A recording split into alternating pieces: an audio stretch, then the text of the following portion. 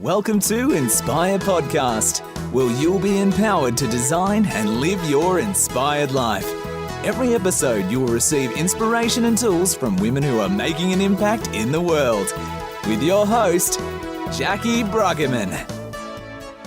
Welcome to Inspire, Design and Live Your Inspired Life. My name's Jacque Bruggemann, and I'm so excited to bring this podcast to you. Since I started listening to podcasts, I had a little desire deep down inside to create my own. I honestly didn't imagine I ever would. Who am I? I'm not cool enough, smart enough, pretty enough, well-known enough, all those BS stories I told myself. But here I am. I decided to back myself, to let my awesomeness shine. I wanted to create this to give you some life-changing tools and bucket loads of inspiration so you can design and, most importantly, live your inspired life. This episode is all about giving you a glimpse into what you can expect, sharing who I am and why I created this space. My mission and vision is to inspire women to find their shine, to give them a community that raises them up to have more, give more, and most importantly, be more. So, who am I? Well, I'm obviously the founder of this podcast. I'm the founder of Inspired Wellness, Inspired Mummies, Women's Empowerment Cheerleader, and just all-round positive chick. I think I'm hilarious, especially around my wildlings. I love a good dance, some quality shopping, eating out, and taking my tribe on adventures. I'm wife to my epically talented musician hubby. Mum to 3 wildlings, Livy, who's 5, Jed, who's 2.5, and Evie, who's 14 months old. I've had many careers and jobs in my short time here on this planet.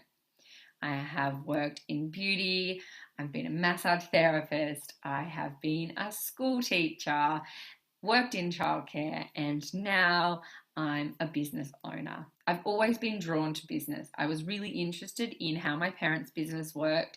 I loved my first real job as a massage therapist and working with my gorgeous friend Loz, who is now my business mentor, because our career paths both took us on very different directions, but thankfully the universe brought us back together so we get to work again in this season of our life.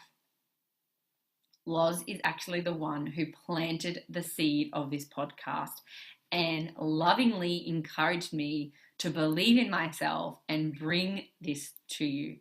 After working for Loz, I headed off and studied counselling. And I think for me, this wasn't so much about finding a career, even though at the time that was my intention. It was a very healing process. So it was a 2-year diploma in health science, and there was loads of woo-woo, and I love woo-woo.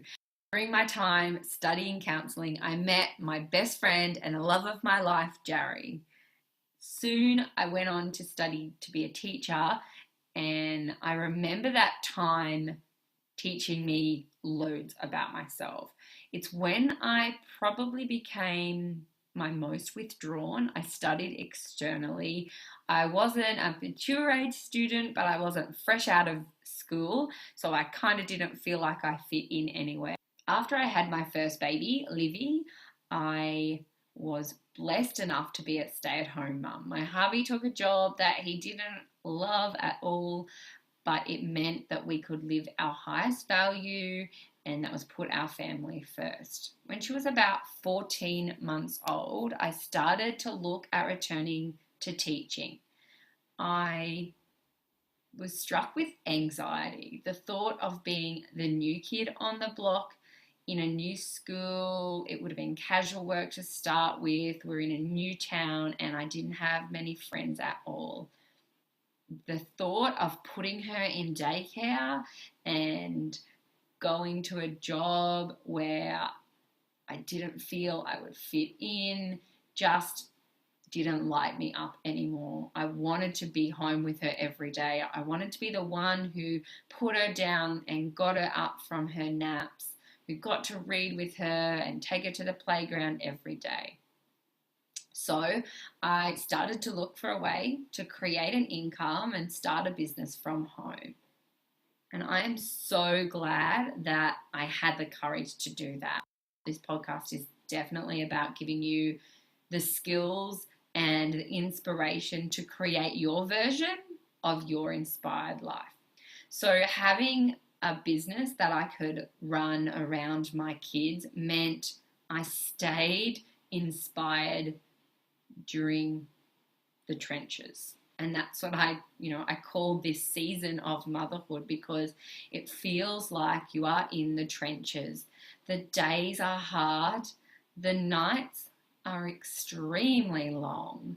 The tantrums are thick and the tears flow like floods. I have 2 babies who are 17 months apart, and that has been a huge challenge for us. We are grateful that our gorgeous Evie needed to be part of our family so quickly. Definitely found the change from 2 to 3 more difficult than from 1 to 2, especially with them being so close in age. And this saw my confidence drop. I was not consistent in my business.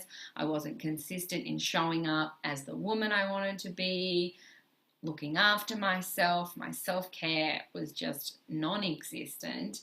I wasn't showing up as the wife or the mother that I really wanted to be. Throw in some health challenges there, it all falls apart. The last 4 or so months, I have done bucket loads of soul searching. I've done some personal development and had some real soul moving moments. That made me realize my true potential, and it showed me that I could, be the present and conscious mum and still show up in my business and in the community and as the woman I wanted to be. I just thought, what about other mums? If I have been feeling this way as I stumble and work my way through the maze of motherhood, I'm sure there are other mums out there who are feeling the same way. So if you aren't a mum and you're listening, bear with us.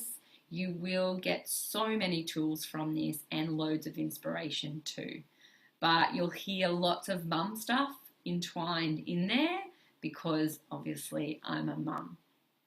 The last 4 months has just made me super focused on my vision to inspire you to have more, to be more, and to give more. I love the quote that my gorgeous friend Kira shared with me recently, and it was, "Dance like a million people are watching and you don't give a shit." We all have grown up or recently heard that quote, "Dance like nobody's watching," but who cares if people are watching? Whether you are really dancing or metaphorically dancing, and it's the metaphor for you living your life your way, you living your passion and just living your inspired life, then who cares if other people are watching? And I think that for me in the last 4 months has been the biggest whoa moment. Like, I need to do this for me, for my kids, to show them that they can live life on their terms, that if they give it their all and if they find the balance they want, then they can have the life of their dreams. So we're going to bring you weekly podcasts, and I'm going to be interviewing inspiring people who are making an impact in the world around them. The content will be equal parts inspiring and actionable, so you can walk away from it with steps to go and physically do to help you live and design your inspired life. I feel really drawn to share my soul moving moment with you so that you can see that sometimes our enough is enough moment isn't what we think it's going to be. Now, I'm going to pre-frame this with, I'm not a public crier and I will get moved by things, but this story definitely isn't how I show my vulnerability normally. And actually, I don't think I had any control, and even if I wanted to, this would have happened. In October, I was at a personal development weekend and we were at the end. So all weekend there'd been amazing content and I'd taken loads of notes and I felt really inspired, and then the wrap up happened. And the guy wrapping up shared a clip from This Is Me. So it wasn't from the actual movie, The Greatest Showman, but it was in preparation of it. And it was when they were singing the song This Is Me, and she's singing it and standing behind the lectern. Now, I'd never seen the movie, but when this clip was playing, it was in preparation for the film, and the singer is standing behind the lectern, and you can tell her body is overwhelmed with fear, and she didn't want to stand out from behind it. It was protecting her from whatever was going on in her mind. And then she gets to this one point when the words that she is singing completely overtake her. She steps out from behind the lectern and she owns it. She's dancing, and the rest of the clip is just amazing. It's so powerful. The words and the visual of her, becoming confident on this clip is really inspiring. I didn't absorb the end of the clip. When she stepped out from behind the lectern, I lost it. I was physically moving, like sobbing so much that my body was shaking, like tears running down my face. One of my girlfriends was a couple of rows back and she could hear me. It was that loud. Now, I thought I was keeping it quiet. Didn't realize I was sobbing so loud, and it almost felt like an out-of-body experience. One of my mentors come over and was comforting me, and I just said, I don't know what I have been doing. What the heck have I been doing? I've been hiding. I've not been showing up properly. I have let my family down. I've let my organization down. What have I been doing? Now, moving from that moment, I had two options. I could do nothing and nothing would change and things would just be the same, and there'd be no bad from that. Or I could use that moment to define my future, to be inspired by it and step up and grow from it and just find myself and my confidence again. The inspiration for this podcast has really come from the challenges and growth I personally have had over the last 14 months, particularly the last 4 or so months, where I've done all that soul searching, where I've had that enough is enough moment. Sometimes we're looking for what's wrong, we're looking to fix the problem first, and I don't think we need to work out what the problem is all the time. Sometimes we just have to say enough is enough. I'm sick of living this way. I'm sick of having no confidence. I'm sick of letting these BS stories rule my life. I'm going to take control of my future and I'm just going to get it done. You are the only one that can give yourself confidence again. The people around you will raise you up. They should have belief in you, even when you don't have that self-belief in yourself. But you are the only one who can go within to create that self-belief, that self-confidence, the courage, and the passion that you deserve to have. And that's what this podcast is about. My mission is to impact the lives of every woman listening, to give you the tools and skills to heal the pains in your life. Just start with one pain. What is one pain in your life right now that you can heal? This is my Christmas gift to you. Please don't wait until 2019. Finish 2018 by healing a pain in your life. Maybe pause and write that pain down. What can you do to make the end of 2018 more inspired? To give yourself a boost of confidence, to begin to find your shine. Maybe it's health related, maybe it's starting a new project, maybe it's career related and finding something that lights you up again. You'll hear me talk about your cheerleader and ego voices loads. I bet you right now your ego voice is very loud. I know mine was tonight before I recorded this podcast. But one thing I have learned is to shush my ego voice, thank it for trying to protect me because that's its role. Our brain is wired to protect us. It doesn't want us to step outside our comfort zone. But if you just shush it, thank it, and let it go, and let your cheerleader voice, which normally sounds like yourself, and your ego voice sometimes sounds like other people, but your cheerleader voice is that feeling inside where something feels exciting, where it feels promising, and you think, maybe I can do that. That sounds like it could be fun. I want you to listen to your cheerleader voice more. If I can encourage you to do one thing to end this year strong, it's to listen to your cheerleader voice more. So, how can you finish this year inspired?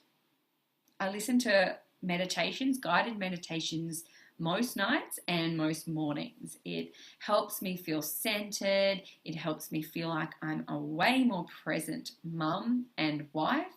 I can control my emotions and my actions a lot more. I have a brain that is in overdrive all the time. There is always ideas and plans and this and that whirling around. So guided meditation helps me disconnect from that, and it helps me create new mindset habits as well. I really find starting and ending my day this way helps give me the space and the skills to be more grounded throughout the day. I still have moments where I'm not resourceful, but these don't last as long. I'm so much more assertive and my focus is so much higher.